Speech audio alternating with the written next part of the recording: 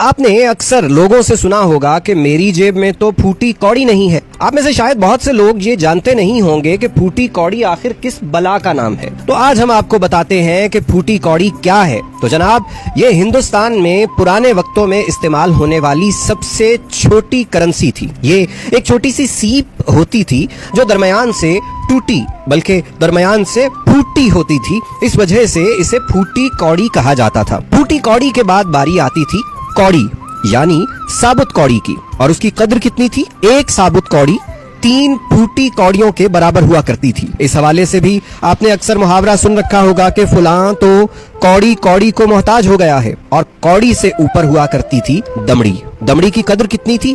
तो जनाब 10 साबुत कौड़ियों के बराबर एक दमड़ी हुआ करती थी। दमड़ी के हवाले से भी आपने मुहावरा सुन रखा होगा कि चमड़ी जाए पर दमड़ी ना जाए।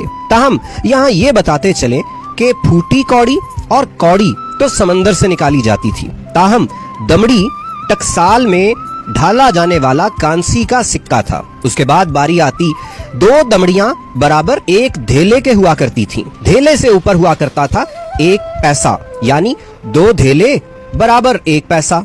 उसके बाद 2 पैसे बराबर 1 टका, 2 टके बराबर 1 आना, 2 आने बराबर 1 दवन्नी के, 2 दवन्नी बराबर 1 चवन्नी के, 2 चवन्नियां बराबर 1 अठन्नी के, 2 अठन्नियां बराबर हुआ करती थीं 1 रुपए के।